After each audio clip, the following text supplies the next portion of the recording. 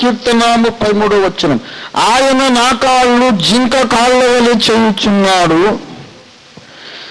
ఎత్తైన స్థలముల మీద నన్ను నిలుపుచున్నాడు. చిన్న మాట మనం ప్రార్థన చేసుకుందాము. ప్రేమ కలిగిన మా యేసయ్య, నీకు మహిమ, ఘనత, స్తోత్రము, ప్రభావము, వందనాలు చెల్లిస్తున్నాము నాయన. నీకు వందనాలు మా ప్రభువా. గడిచిన వారమంతా మమ్మల్ని మీరు ఒకరి చాటున కప్పి కాపాడి కాచి భద్రపరిచి ఈ నూతన పునరుద్ధాన దినములో మౌన ప్రవేశపెట్టి నేటి ఆరాధన దినమంతా ఆరాధనలోని కార్యక్రమంలోని ఘట్టములన్నీ మీ యొక్క పరిశుద్ధాత్మ ధైర్యములో నడిపించినందుకు నీ స్తోత్రాలు చెల్లిస్తున్నాము నాయన. మా తండ్రి, ఆరంభ ప్రార్థన మొదలుకొని మా ప్రభువా ఇంతవరకు మధ్యలో ఉన్న ఘట్టములన్నీ మీరు మాకు తోడుగా ఉండి సహాయం చేసి నడిపించినారు. మీకే స్తోత్రాలు. మా కన్న తెలుగు గత వారము జరిగిన కార్యక్రమాలలో మీరు చేసిన సహాయం కొరకు నీకే వందనాలు చెల్లిస్తున్నాం. వచ్చే వారం ఉన్న కార్యక్రమాల్లో కూడా మీరు మాకు సహాయం చేయండి. గృహకూటాల్లో సహాయం చేయండి. సంఘంలో ప్రతిష్ఠించబడినటువంటి సమాజ కూటముల్లో మీరు మాకుండి సహాయం ఇచ్చి తోడుగా ఉండి సహాయం చేయండి. అయినా ఈ సమయంలో సంఘంలో వీళ్ళందరినీ పట్టి ప్రార్థిస్తున్నాము. అందరి మనస్సులో వేదన తీసి, అందరి శరీరంలో బాధలన్నీ తీసేయండి. ప్రతి బిడ్డకు శరీరాత్మ ప్రాణంలో పరిపూర్ణ ఆరోగ్య స్థితి కల్పించండి. చదువు లేఖన భాగం కొరకు యేసు నీకు స్తోత్రాలు చెల్లిస్తున్నాం. లేఖనమును వాక్యమును విరిచి మా కళ్ళు తెరచి మాకు పంచిపెట్టి మాకు నీ సత్యాన్ని తెలియపరచండి. యేసయ్య నామములో అడుగుచున్నాం తండ్రి. ఆమేన్, ఆమేన్, ఆమేన్. స్తోత్రం.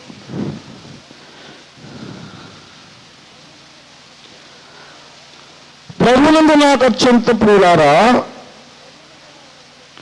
గత వారము దేవుడు విమోచించిన వాని జీవితములో ముఖ్య ఘట్టములు అని నేను కొన్ని విషయాలు మీతో పంచుకున్నాను. మీ జ్ఞాపకం ఉన్నదని నేను ఆశిస్తూ ఉన్నాను. ఏమని చెప్పాను? దేవుడు విమోచించిన వాని జీవితములో కొన్ని ముఖ్యమైన ఘట్టాలు అని చెప్పాను కదా. ఏమని చెప్పాను? మొట్టమొదట మనిషిని ఎక్కడి నుంచి, వాని చరిత్ర ఎక్కడ మొదలైంది? ఎక్కడ మొదలైంది? సముద్రాగాధ స్థలములలో మొదలైంది. మీరు మర్చిపోకూడదండి. మర్చిపోతేలాగా? సముద్రాగాధ స్థలములలో మొదలైంది. ఎందుకు? ఉన్నత స్థలము నుండి ఆయన చెయ్యి పట్టుకొని నన్ను అగాధ జలములలో నుండి నన్ను ఆయన పైకి తీసెను అని దావీదు సాక్ష్యమిస్తూ ఉన్నాడు. 18వ కీర్తన దయచేసి 16వ వచనం చూడండి. ఉన్నత స్థలము నుండి ఆయన చెయ్యి చాపి ఆయన నన్ను పట్టుకొని మహాజల రాశులలో నుండి ఆయన బయటికి తీసెను. దావీదును దేవుడు ఎక్కడి నుంచి తీశాడంట? మహాజలరాశులలో నుండి తీశాడు. మహాజలరాశులలో నుండి తీశారంటే దావీదు కొంతకాలం ఎక్కడున్నాడు? మహాజలరాశుల లోపల ఉన్నాడు. మహాజలరాశులు అంటే సముద్రం అని అర్థము. సముద్రం అంటే ఏమని అర్థము? అన్య జనాంగములని, రక్షణ పొందని ప్రజలని అర్థము. రక్షణ పొందని ప్రజలలో నుండి బయటికి తీయబడిన వాడు కనుకని విశ్వాసిని లేక సంఘమును దేవుడు దేంతో పోల్చాడు? ముత్యముతో పోల్చాడు. Very good. మత్తయి సువార్త 13వ అధ్యాయము 45వ వచనము చూడండి దయచేసి. 13:47 అమ్మ చదువుతుంది. మరియు పరలోక రాజ్యము మంచి ముత్యములను కొన వెదుకుచున్న వర్తకుని పోలి ఉన్నది. అతడు అమూల్యమైన ఒక ముత్యమును కనుగొని అతనకు కలిగినంతయు అమ్మి దాన్ని కొనెను. ఆ మంచి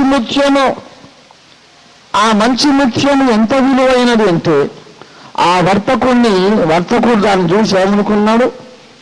ఎలాగైనా దీన్ని సంపాదించాలి, దానికి చాలా ఖరీదు. తనకున్నదంతా అమ్మేశారట. వాడు ఇల్లు, ఓడలు, ఆస్తిపాస్తులు మొత్తం, వజ్రవైఢూర్యాలు మొత్తం అమ్మేసి ఒక ముత్యాన్ని కొన్నాడు. ఆ ఆ ముత్యం ఎవరంటే దేవుని సంఘము, క్రీస్తు సంఘము. సామెతల గ్రంథం 31వ అధ్యాయంలో 10వ వచనంలో ఇలాగ రాయబడింది, గుణవతి అయిన భార్య దొరుకుట అరుదు, అట్టిది ముత్యము కంటే అమూల్యమైనది. ఏమీ ముత్యం ఎందుకు అనాలి?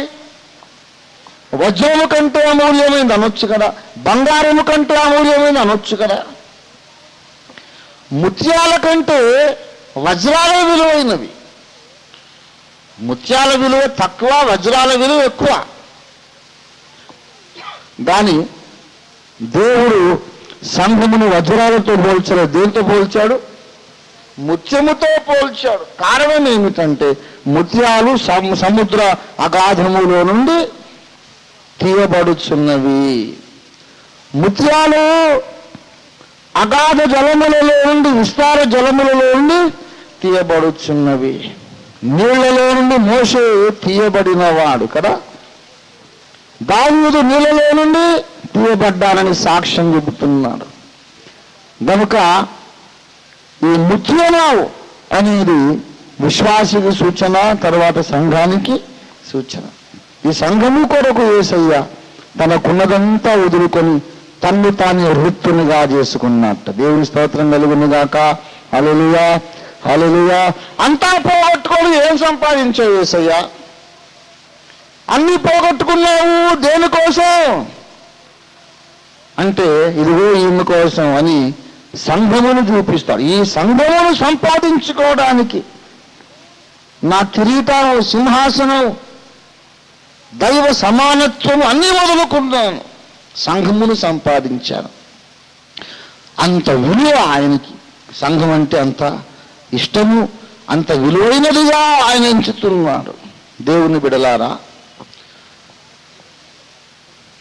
విశ్వాసి యొక్క చరిత్రలో మొదటి ఘట్టం ఎక్కడ చెప్పండి? ఎక్కడ? విస్తార జలముల అడుగు భాగము. అక్కడ నుంచి తీశాడు. తర్వాత ఎన్నో చెప్పా, పోయిన వారు ఇరుకునందు మొరపెట్టి తిని కదా, విశాల స్థలములకు ఆయన తోడుకొని వచ్చాడు. ఆ తర్వాత ఏం చేశాడు? నా కాళ్ళు లేడి కాళ్ళవలే చేశాడు. నన్ను ఎత్తైన స్థలములలో నిలువబెట్టాడు. అది 33వ వచనం కదా. దేవుడు మనలను ఎత్తైన స్థలములలో నిలువబెడతాడు. అది దేవుని చిత్తము. రక్షణ పొందిన ప్రతి విశ్వాసి కూడా ఎత్తైన స్థలములలోనికి వెళ్ళాలి. మళ్ళీ చదువు 33వ వచనము. ఆయన నా కాళ్ళు అయ్యా జింక కాళ్ళ వలె చేయుచున్నాడు. ఎత్తైన స్థలముల మీద ఆయన నన్ను నిలుపుచున్నాడు. ఎత్తైన స్థలము మీద అనడం లేదు ఏమండి, ఎత్తైన స్థలముల మీద అనగా అనేకమైనటువంటి ఉన్నత శిఖరములు ఆయన మనల్ని ఎక్కిస్తాడన్నమాట. దేవుని బిడలారా, ఈ ఎత్తైన స్థలములు రక్షణ పొందిన ప్రతివాడు ఎక్కాల్సిందేనండి. ఆ ఎత్తైన స్థలములను ఎక్కడానికి చేతగాక దావీదు ప్రార్థన చేశాడు. 61వ కీర్తన 2వ వచనము చూడండి. 61:2. నా ప్రాణం తల్లడిల్లగా భూదిగంతముల నుండి నీకు మొర్రపెట్టుచున్నాను.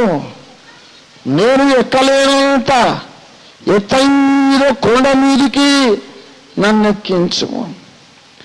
ఎత్తైన కొండ మీదికి నన్ను ఎక్కించుము. నేను ఎక్కలేకపోతున్నాను. దేవుని బిడ్డలారా, 18వ కీర్తన 33 ప్రకారం దేవుడు మనల్ని ఎత్తైన కొండ మీదికి రమ్మని పిలుస్తున్నాడు. కొండపైకెక్కు. దేవుని బిడ్డలారా, 61వ కీర్తన 2వ వచనములో దావీదు అంటున్నాడు, నాకు చేత కావడం లేదు.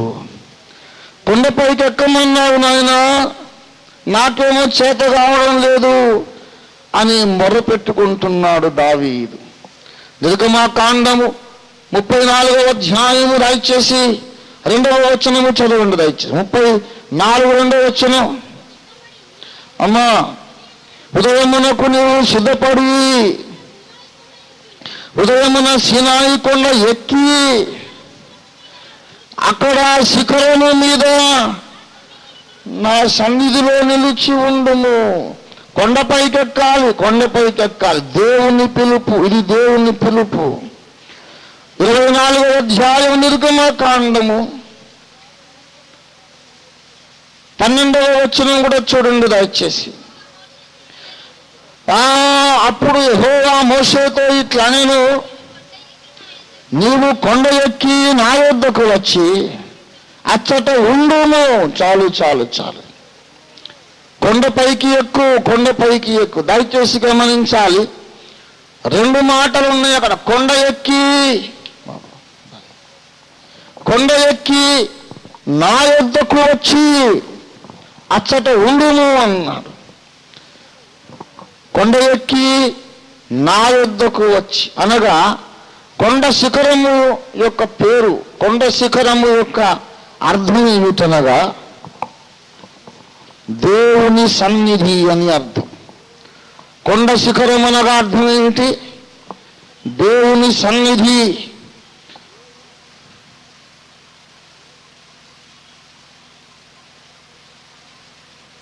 కొండపైకెక్కాలి, కొండపైకెక్కాలి.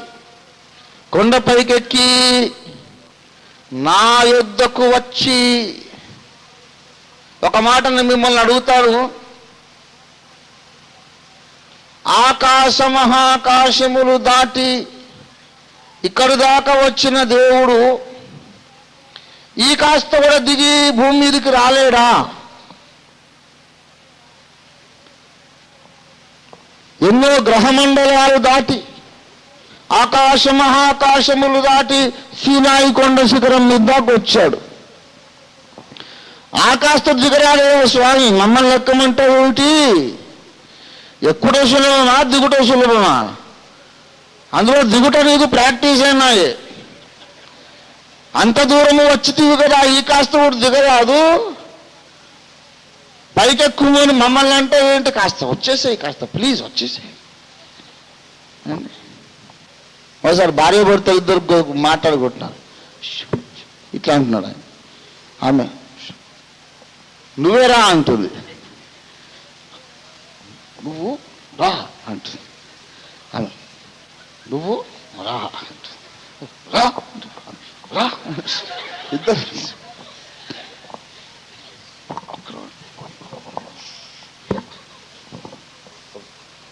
అప్పుడాలకర్ర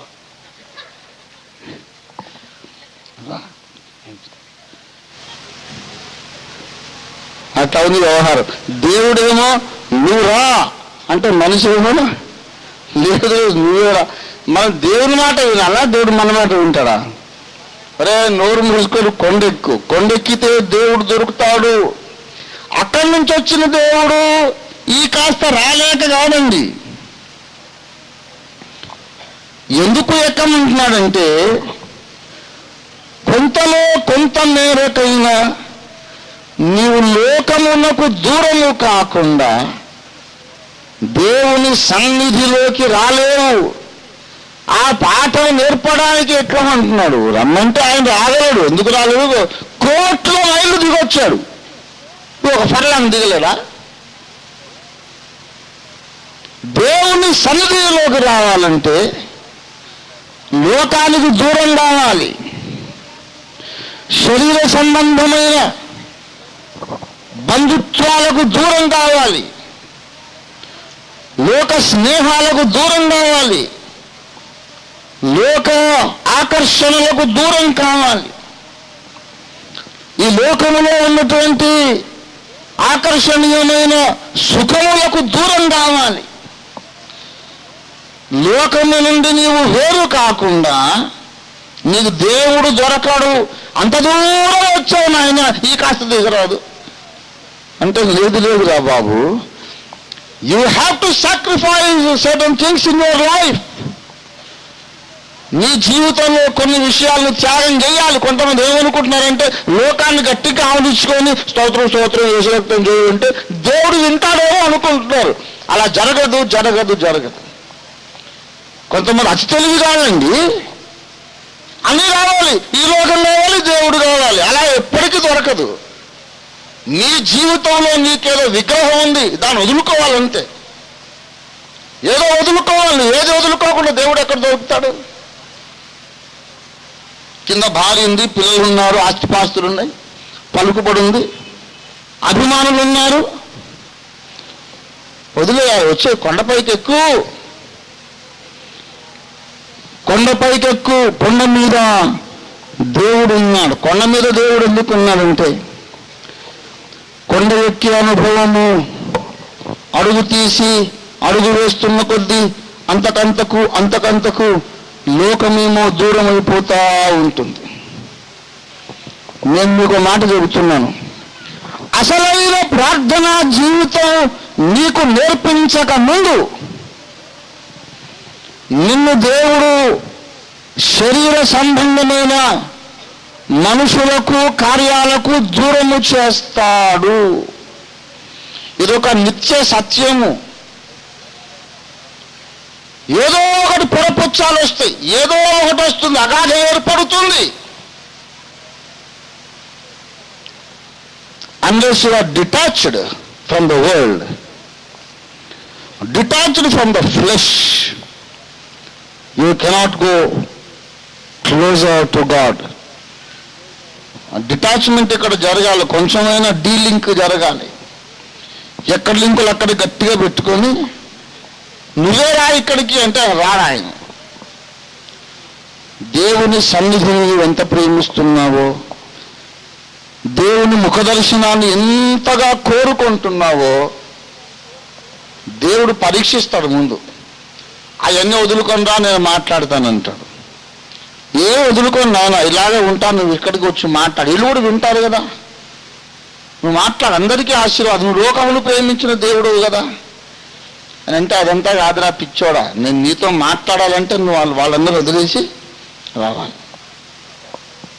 ఆకాశసేపైనా సరే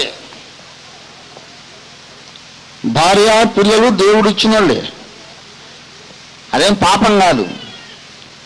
కానీ దేవుని వెతికినప్పుడు అందరి నుంచి నీవు దూరము కావడము అవసరం అవసరం అవసరం. ప్రభునందు ప్రియులారా, కొండ ఎక్కి దేవుని సన్నిధిలోకి రావడం. మోషే వెళ్ళారండి, దేవుని సన్నిధిలోకి మోషే వెళ్ళినప్పుడు ఎలాంటి అనుభవం కలిగిందో చూడండి.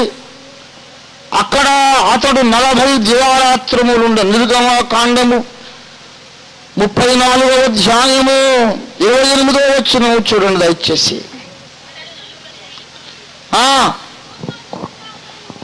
40 దివారాత్రములు రేయింబగళ్ళు యెహోవాతో కూడా అక్కడ నుండెను. 40 రోజుల పాటు రెండో మనిషి ముఖం కనపడలేదు, దేవుని ముఖాన్ని చూస్తున్నాడు, దేవుని స్వరాన్ని వింటున్నాడు. 40 రేయింబగళ్ళు అంత ఉన్నతమైనటువంటి సన్నిధి. ఈనాడు మనం ఎక్కలేని ఎత్తైన కొండ అయిపోయింది. ఎందరెక్కగలుగుతున్నారు? ఎక్కాలి అని ప్రసంగం చేయవచ్చు, ఎక్కాలని అందరికీ తెలుసు, కానీ చేత కావట్లేదు. చూడారా, సీనాయి కొండ అనేది ఉన్నతమైన అనుభవము. ప్రార్థనలో మోకరించి దేవుని ముఖము చూచుట ఒక ఉన్నతమైన అనుభవము. అందులో ఎంతో ఆశీర్వాదం ఉంది, సంతృప్తి ఉంది, కానీ మనకు చేత కావడం లేదు. నువ్వు కొండపైకి రమ్ము అన్నాడు మోషేతో. మోషేతోనే కాదు, నిన్ను కూడా పిలుస్తున్నాడు. మనందరి పక్షంగా దావీదు నిలబడి అంటున్నాడు, అది ఎక్కలేని కొండ నాయన, నేను ఎక్కలేని కొండ. I cannot climb up to the mountain top, it is impossible with me. నాతో వీలు కాదు నాయన. ఎట్లా తెలుసు దావీదు? అంటే చాలాసార్లు నేను ట్రై చేసి ఫెయిల్ అయిపోయాను. ఏ కొండ మీద మోసే దేవుని ముఖాముఖి చూశాడో అక్కడికి వెళ్ళడానికి నేను ట్రై చేశాను, విఫలమయ్యాను. ఇప్పటికీ 101 సార్లు అయిపోయింది. ఎక్కబోయి పడిపోయి తలుపులు మూసుకొని ప్రార్థనలో మోకరించి గంట సేపు పెనుగులాడి సన్నిధి దొరకక బయటకు వచ్చేసి ఆఖరికి నాకు అర్థమైపోయింది, దేవుని సన్నిధి అనేది అంత తొందరగా దొరకదు. నేను ఎక్కలేని ఎత్తైన కొండలలో ఒకటి ప్రార్థనా కొండ, దేవుని ముఖ దర్శనము దొరికే కొండ, దేవుని స్వరాన్ని వినే కొండ నేను ఎక్కలేకపోతున్నాను. దేవుని బిడ్డలారా, దేవుని కృప చేత విస్తార జలములలో నుండి వెలికి తీయబడిన ముత్యమా, నిన్ను దేవుడు తప్పకుండా సీనాయి కొండ మీదకి ఎక్కిస్తానని వాగ్దానం చేస్తున్నాడు. నువ్వు ఎక్కగలవు. ఇప్పటిదాకా చేత కాలేదు, కానీ రేపు ఎక్కుతావు నువ్వు.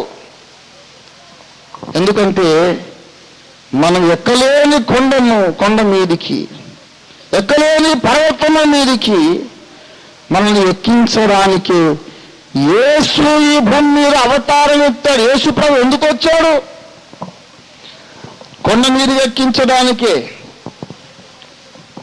61వ కీర్తన 2వ వచనములో ప్రార్థన అదే కదా, దయచేసి చదవండి. నేను ఎక్కలేనంత ఎత్తైన కొండ మీదకి నన్ను ఎక్కించుము. ఒక మాట అపోస్తలుడైన యోహాను మనకు ఒక వాగ్దానం జ్ఞాపకం చేశాడు. ఏమిటంటే, దేవుని చిత్తానుసారముగా మనం ఏది అడిగినను అది ఆయన మనకు అనుగ్రహించుననే ధైర్యము మనకు కలిగి ఉన్నది కదా. మనము కొండ మీదికి ఎక్కడం దేవుని చిత్తమా కాదా? దేవుని చిత్తమే.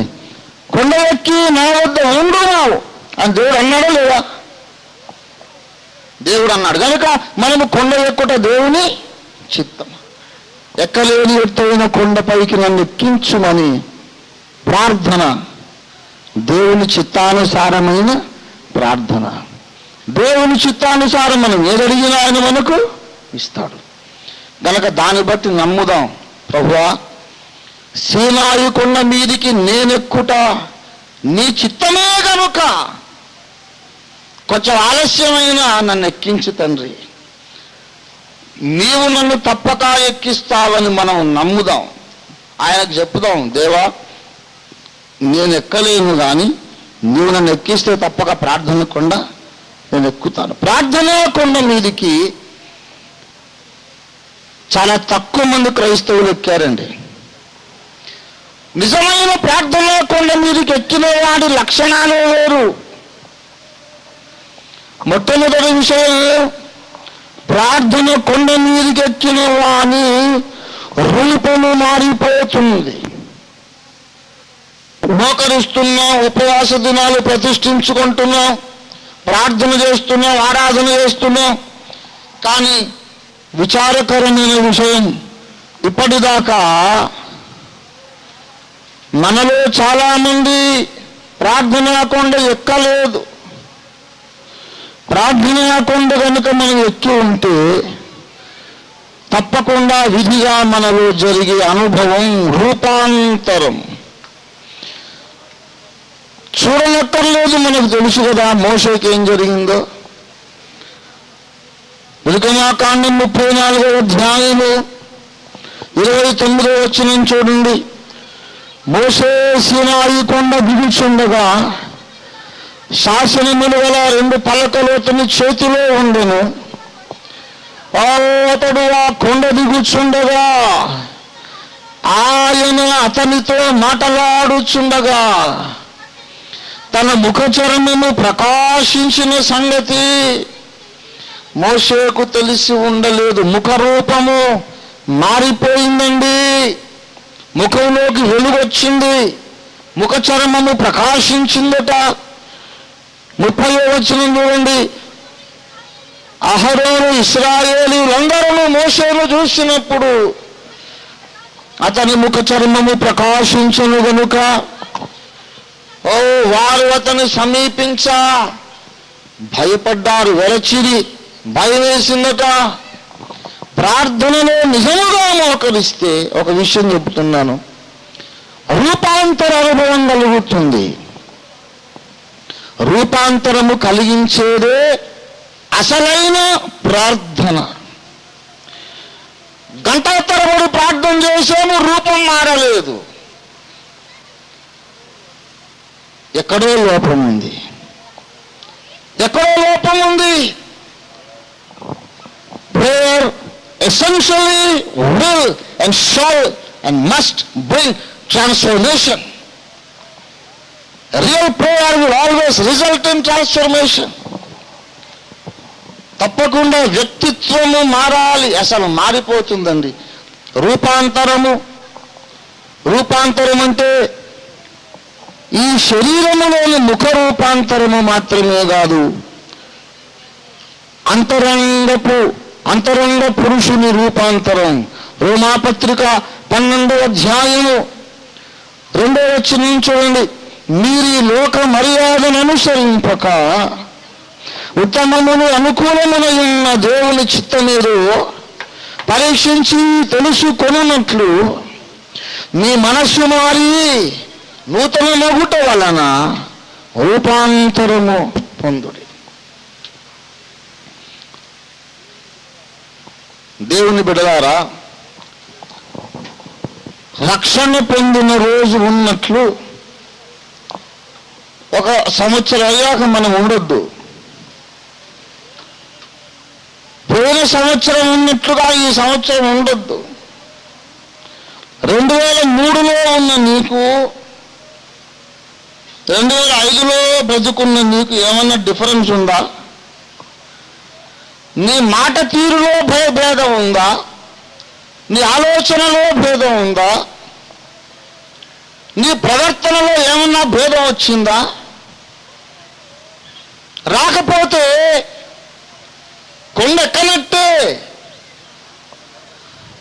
ప్రార్థన చేస్తున్నావు, కానీ దేవుడే దిగొస్తున్నాడు, నువ్వు ఎక్కట్లేదు.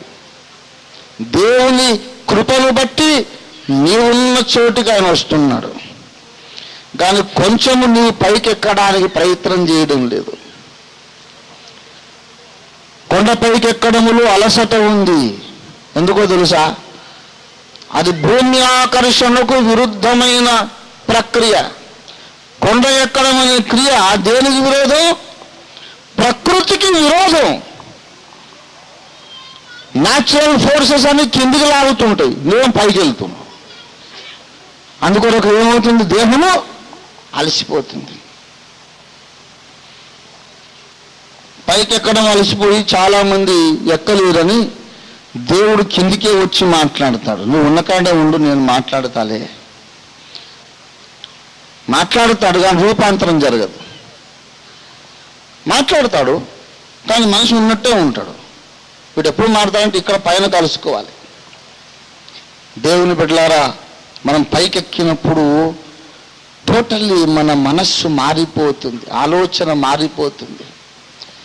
నిజంగా అది జరగాలి. మనస్సు మారి నూతనమైనప్పుడు రేపు క్రీస్తు రాకడ సమయంలో మహిమ శరీరంలో మనకు ఉన్నతమైన మహిమ శరీరం దొరుకుతుంది. పాత మనస్సు పెట్టుకొని రాకడలో ఎత్తబడ్డాం అనుకోండి, పాత మనస్సు పెట్టుకొని రాకడలో ఎత్తబడితే మహిమ శరీరం వస్తుంది, కానీ చాలా తక్కువ స్థాయి మహిమ శరీరం వస్తుంది. మన ఇన్నర్ మ్యాన్ ట్రాన్స్ఫార్మ్ కావాలి. అన్ఫార్చునేట్లీ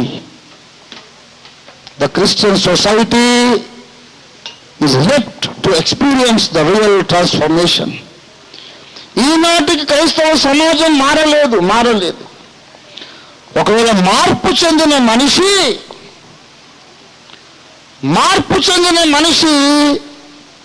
రూపాంతరము చెందిన మనిషి ఎలా ఉంటాడంటే దేవుని వలె ఆలోచిస్తాడు, దేవుని వలె చూస్తాడు. దేవుని బిడ్డలారా, దేవుని మనస్సు అంటే మనస్సు కలిగి ఉంటాడు. దేవుని మనస్సు ఏంటో చెప్పండి కొంచెం. దేవుని గురించి బైబిల్లో కొన్ని సంగతులు రాయబడ్డాయి. 1 సమూయేలు గ్రంథము 16వ అధ్యాయము 7వ వచనము, మనుషులు పైరూపమును చూతురు, యెహోవా హృదయమును లక్ష్య పెట్టును. That is one great quality of God. దేవుని మనస్సు మనకు వచ్చిందనుకోండి, అప్పుడు మనం కూడా ఏం చేస్తాము? పైరూపమును లక్ష్య పెట్టాం. పైరూపము, బాహ్యమైన సంగతులను మనం అసలే పట్టించుకోం. దానివల్ల ఒక మనిషి విలువ కట్టలేము. ధనవంతులుగా కనపడి బీదవారు ఉన్నారు, బీదవాని వలె కనబడి కోటీశ్వరులు ఉన్నారు, లేరా?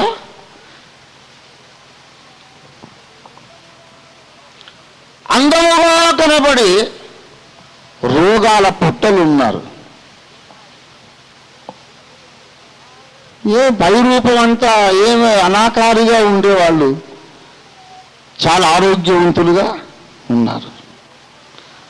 ఒక నవ్వుతూ పకపక నవ్వుతూ ఉంటాడు, వాడి హృదయం లోపల గొప్ప విషాదం ఉండొచ్చు. కొంతమంది ముఖం ఎప్పుడు సీరియస్గా ఉంటుంది, లోపల కొండంత సంతోషం ఉండొచ్చు. We cannot say. పైన కనిపించే రూపం వేరు, లోపల ఉన్న రూపం వేరు. కొందరు చాలా భక్తిపరులుగా కనపడవచ్చు, లోపల దొంగలై ఉండొచ్చు. భక్తిపరులుగా కనపడవచ్చు, లోపల స్వార్థపరులై ఉండొచ్చు, అసూయాపరులై ఉండొచ్చు. ఎక్కడ లేని భక్తి నటిస్తారు. కొంతమంది పాపం ఏమీ పెద్ద ప్రసంగాలు చేయరు, ప్రార్థనలు చేయరు, పెద్దగా ఏం కనిపించరు, కానీ వాళ్ళ హృదయంలో అబ్రహాము కొంత విశ్వాసం ఉన్న వాళ్ళని నేను చూశాను. అబ్రహాము కొన్నంత విశ్వాసం, ఏలియా కొన్నంత రోషం. అరే, పైన కనిపించేది వేరు, లోపల కనబడేది వేరు. రూపాంతరం పొందినవాడు మనిషికి సరిగా విలువ కట్టగలుగుతాడు. Man who is transformed really on the mount of transfiguration, he knows how to evaluate the persons.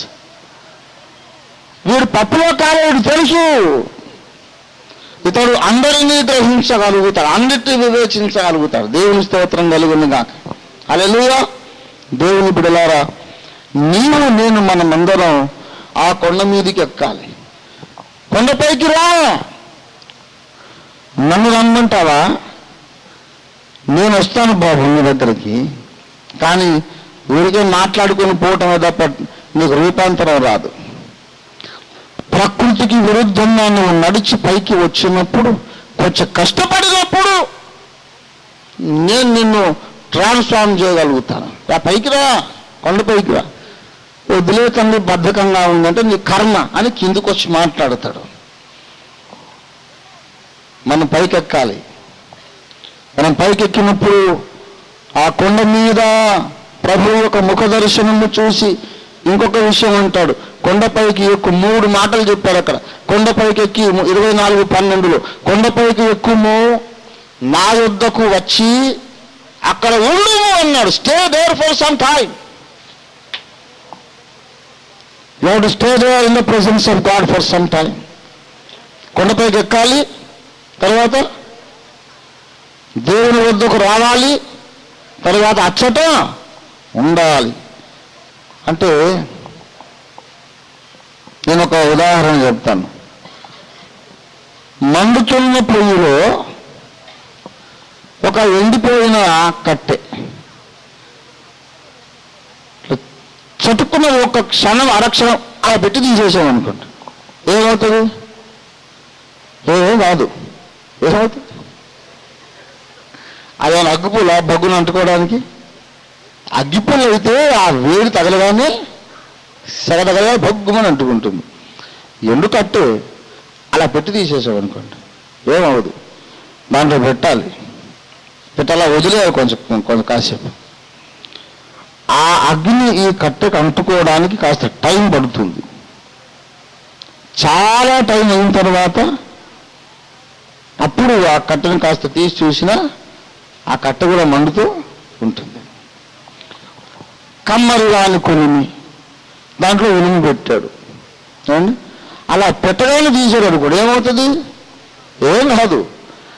అందులో పెట్టి చాలాసేపు ఆ కొలిమి దాన్ని ఏమంటాడు, ఆ బత్తి ఏమంటారు దాన్ని, పిత్తి, ఆ బెల్లో దాన్ని కొట్టి గాలి కొట్టి ఎప్పటికో అగ్ని ఇనుము లోపలికి వచ్చేస్తుంది. ఇనుము ఎర్రగా అయిపోతుంది.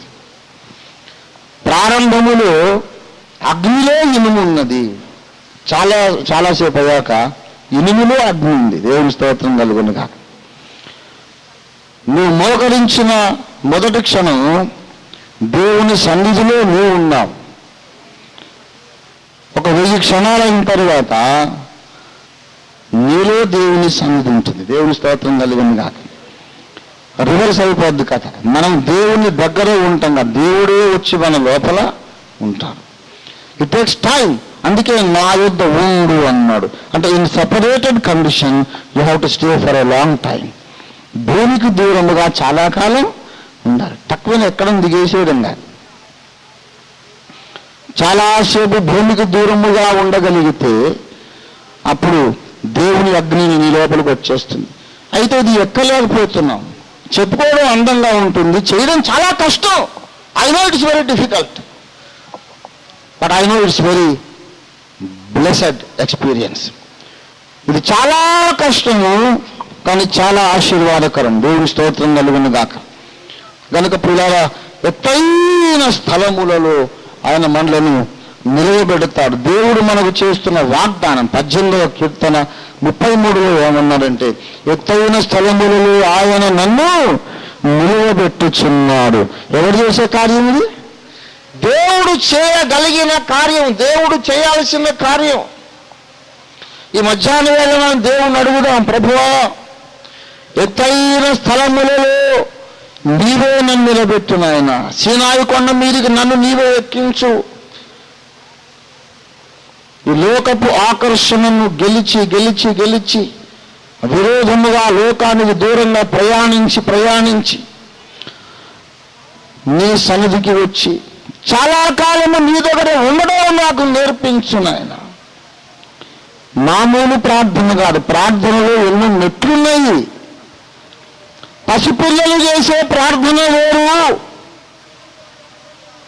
బాల్య దశలో చేసే ప్రార్థన వేరు, పెళ్ళిడుకు వచ్చిన వాళ్ళు చేసే ప్రార్థన వేరు. పెళ్ళిడు వచ్చిన సంగతి వేరు, ఆత్మీయంగా పెళ్ళిడు చెప్తున్నాను నేను. దానికి ఇంకా వయస్సు రాలేదన్నాడు. వయసు వచ్చాక చేసే ప్రార్థన వేరు. ప్రార్థన అంటే అవసరమైనది అడుక్కోవడం అనుకుంటాడు చిన్నప్పుడు. ఏమండి, నూతన విశ్వాస ఉద్దేశం ప్రార్థన అంటే అవసరమైనది దేవుని దగ్గర అడిగి పొందుకోవడం, అదే ప్రార్థన. ఆరోగ్యం కావాలి అడగాలి, డబ్బులు కావాలి అడగాలి, ఇంకేదన్నా కావాలి అడగాలి, ఉద్యోగం కావాలి అడగాలి, పొందాలి. మరి అవసరమైన దేవుణ్ణి అడుగుతూ అదే ప్రార్థన. కానీ కొండ మీదకి ఎక్కినాక అనుకుంటాడు, దేవుడు అడుగుతాడు అనుకోండి, ఏం కావాలి బాబు, నా నుంచి నీకేం కావాలి? భక్తుడు అంటాడు, అసలు నా నుంచి నీకేం కావాలో చెప్పు ప్రభువా. నా నుంచి నువ్వేం కోరుకుంటున్నావు అడుగు, నేను అడగడం ఏంటి? ఆ కొండ మీదకి వచ్చినాక అప్పుడు అక్కడ ఉద్యోగం గుర్తు రాదు, భార్య గుర్తుకు రాదు, ఆరోగ్యం గుర్తుకు రాదు, డబ్బులు అప్పులు ఏది గుర్తుకు రావు. Lord, you tell me what you are expecting out of me, what you want me to do. నేనేమి ఇవ్వాలయ్యా నీకు? నువ్వేది అడిగితే ఇచ్చేస్తాను. నా దగ్గర ఏది ఉందో నీకేది కావాలో, నేను ఏం చేయాలో నువ్వు చెప్పు. నా కొడుకు నిమ్మంటావో ఇచ్చేస్తాను, నా ప్రాణం నిమ్మంటావో ఇచ్చేస్తాను, నా ఆస్తి నిమ్మంటావో ఇచ్చేస్తాను. నువ్వు అడుగు, నేను నిన్ను ఏమడగాలి? నువ్వు నాకు ఎన్నో ఇచ్చావు, అన్నీ ఇచ్చావు. రక్షణ ఇచ్చావు, నీ ప్రాణం ఇచ్చావు, పరలోకం ఇచ్చావు, ఇంకా ఏంటి అడిగేస్తామని అడుక్కోవటమేనా? దేవా, నీ కొరకు నేను ఇప్పుడు సిద్ధముగా ఉన్నాను, నువ్వు అడుగు నాయన. ప్రార్థన జీవితం ప్రారంభంలోనేమో అవసరముగా ఉన్నవి అడుగుటే ముఖ్యం అనుకుంటాం. ప్రార్థనా జీవితంలో చాలా ఎత్తుకు ఎదిగాక అక్కడ దేవా, నీ మనస్సు నాలోనికి రావాలి, నీ వలే నేను ప్రేమించగలగాలి, నీ వలే నేను త్యాగం చేయగలగాలి, నీ వలే నేను ఇతరుల కోసం సిలువ వేయబడగలగాలి, నీ ప్రతిరూపములు కావాలి. నన్ను ఎవడన్నా చూస్తే డిటో యేసును చూసినట్టుందయ్యా అనాలి. అలాగూ నన్ను మార్చు. The only desire on the mountain top is transformation, transfiguration. మార్పు చెందుట. దేవుని బిడ్డలారా, ఈ ఉన్నతమైన మెట్టు ఇంతసేపు మనకింకా ఎక్కలేని కొండగానే మిగిలిపోయింది. మనమందరం దేవుణ్ణి అడుగుదాం, ప్రభువా, సీనాయి కొండ మీదకి ఎక్కుటకు నాకు సహాయం చేయవా? మోషేను ఎక్కించావు, దావీదు కూడా ఎక్కాను అంటున్నాడు కదా. దేవుడు నన్ను ఏం చేశాడు? ఎత్తైన స్థలముల మీద నిలవబెట్టుచున్నాడు. నన్ను కూడా నిలబెట్టు తండ్రి. అడుగుటే కాదు, మార్చబడే ప్రార్థనలోకి నన్ను మార్చు. రూపాంతరము చెందే ప్రార్థన కొండ మీదకి నన్ను ఎక్కించు.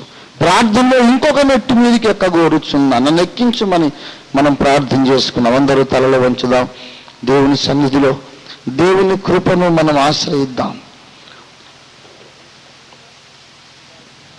We have to indulge in real prayer. నిజమైన ప్రార్థన, మనల్ని మార్చే ప్రార్థన, మన చూపు, మన దృష్టి, మన అభిప్రాయాలను, ఆలోచనలు మార్చే ప్రార్థన మనం చేయాలి.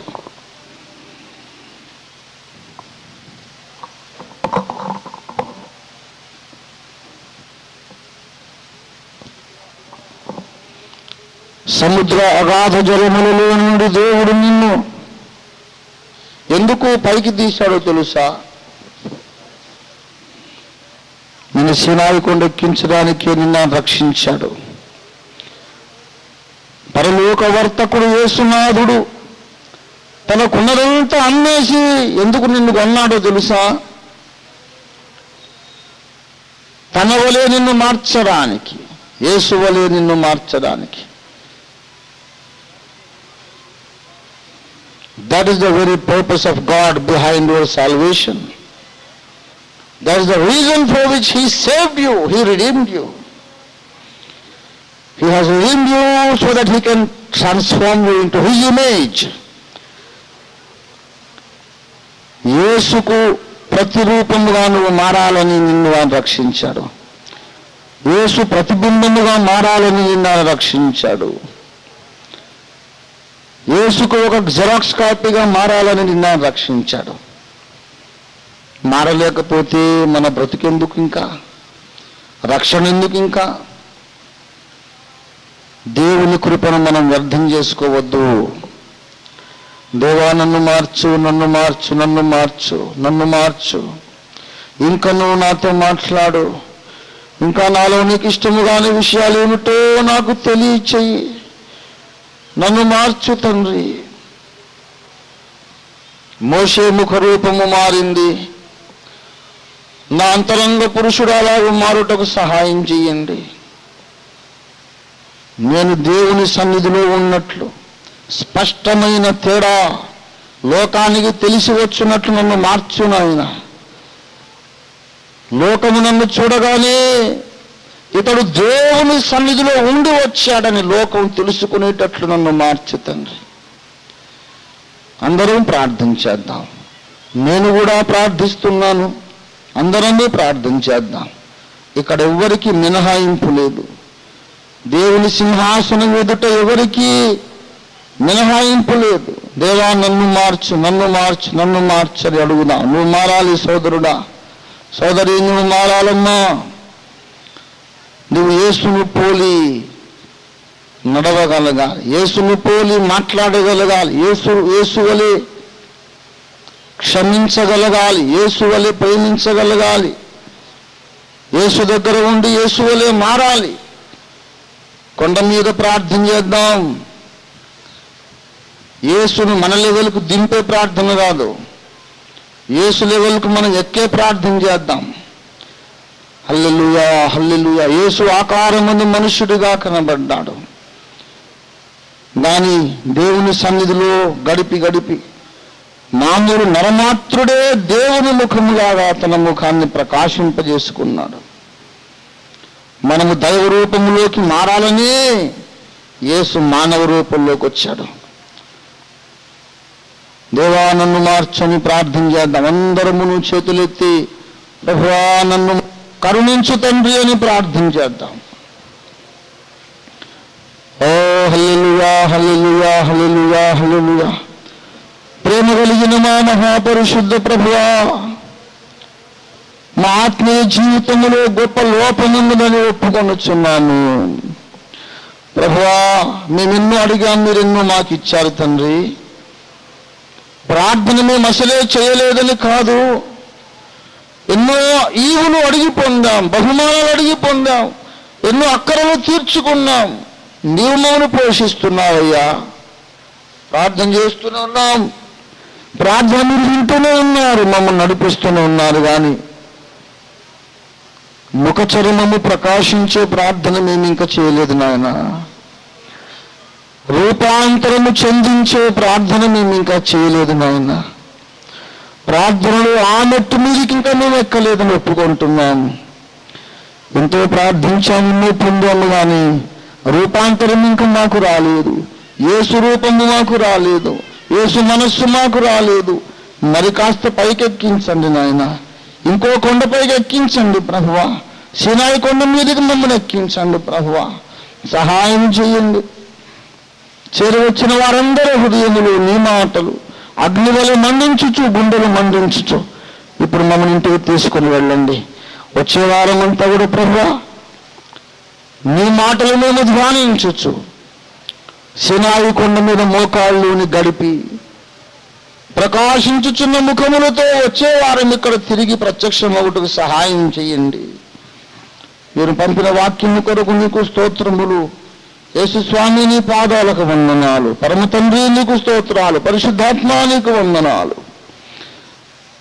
మా ప్రాణప్రియుడు మా కోసం ప్రాణం పెట్టిన యేసునాథుని పుణ్యనామమును వేడుకొనిచున్నాను పరమ తండ్రి, ఆమేన్. మన తండ్రి అయిన దేవుని ప్రేమ, మన రక్షకుడు యేసునాథుని నిత్య కృప, పరిశుద్ధాత్మ దేవుని తోడు దివ్య మనోహర సహవాసం చేరవచ్చిన మనకందరకును భూలోకమందున్న సకల భక్త కోటికి ఇప్పుడు ఎల్లప్పుడూ సదాకాలము తోడై ఉండి రూపాంతరానుభవములోనికి నడిపించునుగాక. ఆమీన్, ఆమీన్, ఆమీన్. యేసు రక్తమునికే జయ, ప్రభు యేసు రక్తమునికే జయ, ప్రభు యేసు నామమునికే సంపూర్ణ.